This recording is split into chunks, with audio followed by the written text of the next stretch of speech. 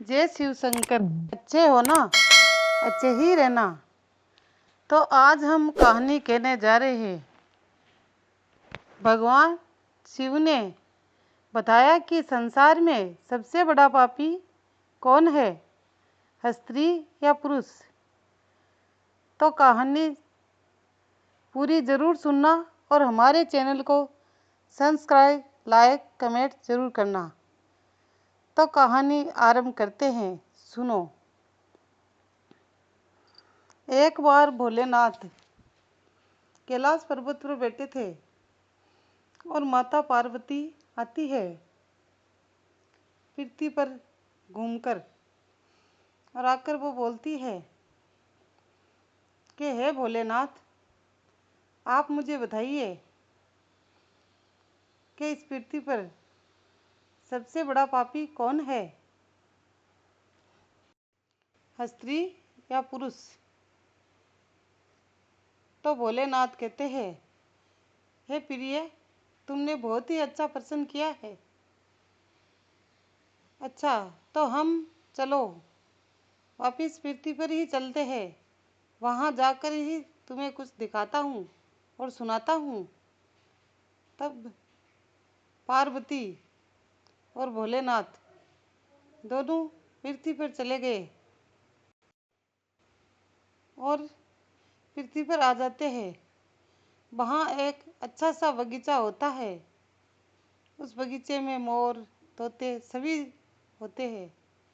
वहाँ शिव और पार्वती आकर बैठ जाते हैं और विश्राम करने लगते हैं। फिर शिव भगवान बोलते हैं माता पार्वती को कि एक राजा की कहानी बताता हूँ, तोते की। एक राजा था, उसके तोते और मैना से सुनो कि पृथ्वी पर सबसे बड़ा पापी कौन है। उन दोनों को देखो। तब वो तोता मैना को देखने लगती है, वो क्योंकि वो तो माता पार्वती थी, उनकी दृष्टि तो कहीं तक जा सकती थी। तब वो तोता और मैना को देखती है जो एक राजा के महल में होते हैं, और राजा उनसे कहता है कि तुम दोनों ये बताओ कि पृथ्वी पर सबसे बड़ा पापी कौन है। तब मैना बोलती है, मैं बता दूं। तोता बोलता है, मैं बता दूं। तोता कहता है कि सबसे बड़े पापी स्त्री होती है। तब मैना कहती है कि नहीं, पुरुष होता है। और दोनों में, चाहे मनुष्य हो या जानवर हो, मियाँ बीवी होते हैं, वहाँ तू मैं तो होती है। उन दोनों में ही इस बात पर झगड़ा होने लगा। तब राजा ने कहा कि चलो मैं आज मैना का साइड लेता हूँ और मैना से सुनता हूँ कि सबसे बड़ा पापी कौन है। मैना, तुम ही बता दो। तो मैना बोलती है कि राजा, मैं आपको एक कहानी सुनाती हूँ। आप इस कहानी को पूरा सुनना और फिर बताना कि सबसे बड़ा पापी कौन है। इसका फैसला आप ही कर देना। तो राजा ने कहा, ठीक है, सुनाओ। तो मैना बोलती है कि एक धनवान सेठ था और अच्छा था स्वभाव से भी। तो उसके पास एक लड़का आता है जो शकल सूरत से अच्छा होता है, कपड़े भी ढंग के पहने हुए होते हैं, और आके बोलता है कि मैं ये काम करता था और अब मेरे पास कोई काम नहीं रहा, तो आप मुझे कोई काम दे दो। तो सेठ बोलता है, तुम दिखने में तो अच्छे घर के से दिख रहे हो। और वो ऐसे ही झूठी कहानी सुना देता है सेठ जी को। और सेठ जी सोचते हैं बेचारे को लूट लिया किसी ने। ऐसे ही वो कहानी सुनाता है, ऐसा ही लगता है कि लड़का तो अच्छा है लेकिन किसी ने लूट लिया। तो वो बोलता है, तुम सुंदर भी हो, अच्छे भी हो, और मेरे यहाँ जितने दिन काम करना चाहो कर लो, फिर अपने गांव को चले जाना। वो वहाँ काम करने लगा, अच्छा काम करता था। सेठ जी को पसंद आ गया। सेठ जी ने कहा, तुम दिखने में भी सुंदर हो, मेरी लड़की से शादी कर लो। तो उसने कहा, मैं पहले लड़की को देखूंगा। तो उसने लड़की को देखा तो लड़की बड़ी सुंदर थी और गहने पहने हुए थी, बाल खुले थे, माथे पे पल्लू नहीं था। और लड़की जब बाहर आई तो उसने लड़की को देखा तो लड़की पे उसकी नज़र नहीं थी, उन गहनों पे थी कि इस लड़की ने इतने गहने पहने हुए हैं, अभी तो इसने शादी भी नहीं की, बाद में ये सेठ इसको और गहने पहनाएगा, क्यों ना मैं इससे शादी की हाँ भर लूँ। वो हाँ भर लेता है और सेठ उन दोनों की शादी करा देते हैं। बहुत दिन तक तो वहाँ खाता पीता है, फिर वहाँ से विदाई ले लेता है। कहता है अब मैं मेरे गांव को जाऊंगा। तो सेठ उन्हें विदा कर देता है, खूब सारा धन देता है और विदा कर देता है। तो रास्ते में घना जंगल आता है। उस जंगल में वो तो चोर था और चोर की तो नीति हमेशा खराब रहती है। उसकी नीति खराब हो गई। सेठ ने उसे धन देने में कोई कमी नहीं छोड़ी और वो पत्नी और वो गहने उसके साथ ही जाने वाले थे, लेकिन नहीं, उसकी तो नीति खराब थी। उसने पत्नी को कहा कि तुम ऐसा करो, ये सारे गहने खोल के मुझे दे दो, नहीं कोई चोर आएगा तो हमें लूट लेगा। तो पत्नी सारे गहने खोल के एक पोटली में बांध देती है और अपने पति को दे देती है। चोर वहाँ से उसे धक्का दे देता है और वो एक खाई में जाके गिर जाती है। सुबह वो बेहाल जब अपनी नगरी में लौटती है वापस सेठ के घर, तो सेठ पूछता है, बेटी ये हाल तुम्हारा कैसे हुआ।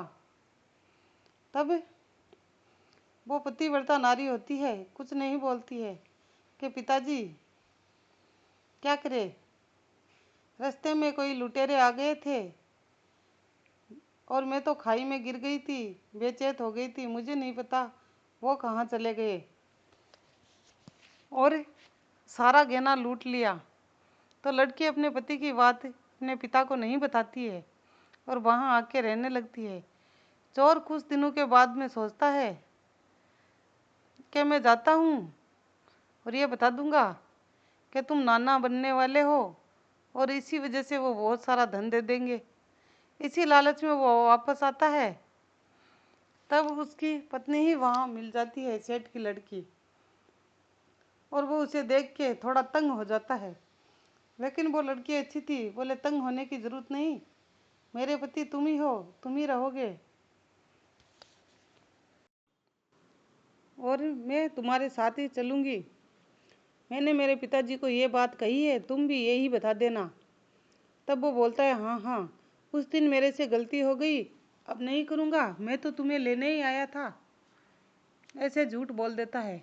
तुम सो जाओ, तुम सो जाओ, चिंता मत करो, क्योंकि वो फिर से बहुत सारे गहने पहने हुए थी, इसलिए उसे फिर से लालच आ गया और वो बोला, तुम सो जाओ, मैं तुम्हारे पिताजी से बात कर लूँगा, फिर सुबह हम चलेंगे। तो वो लड़की बेचारी सो जाती है, खाना खा के उसे गहरी नींद आ जाती है और वो लड़का फिर से वहीं हरकत करता है। लेकिन लड़की वहाँ गहने रख देती है खोल के और दूर जाके खड़ी हो जाती है, कहीं छुप के देखती है कि आज मेरा पति क्या करता है, क्योंकि वो एक बार ये हरकत कर चुका है, उससे कुछ छुपा नहीं था, इसलिए तो वो ठाठ है उसकी तलवार से देखता ही नहीं है, मुंह गाड़ के और गर्दन काट देता है और वहाँ से गेंदों की पोटली उठा के चलता है।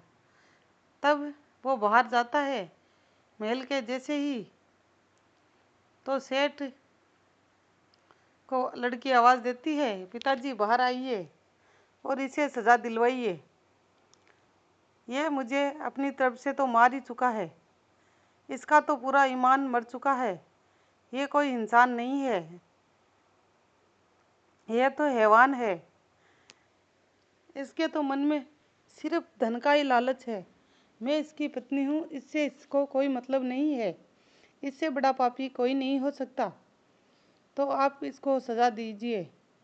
फिर उसे उसके किए की सज़ा मिली और वो अपने पिताजी के साथ हंसी खुशी से रहने लगी। तो मैना ने कहा, तो सबसे बड़ा पापी तो पुरुष ही हुआ ना।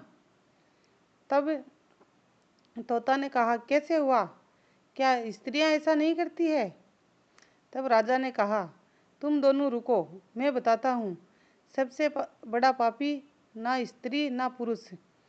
सबसे बड़ा पापी वो होता है, चाहे स्त्री हो या पुरुष हो, जिसका ईमान मर जाता है। तुमने मैंने जो कहानी बताई, उस इंसान का ईमान मर चुका था, वो मर्द था, तो उस कहानी में तो पापी वही हुआ। लेकिन जो जिसका ईमान मर जाता है, वो चाहे औरत हो चाहे मर्द हो, वही सबसे बड़ा पापी होता है। अपने ईमान पर रहो, अच्छे से चलो और अपने घर गृहस्थी से कोई धोखाधड़ी मत करो। जय शिव शंकर, जय भोलेनाथ। आपको हमारी ये कहानी अच्छी लगी तो लाइक, सब्सक्राइब, कमेंट जरूर करना।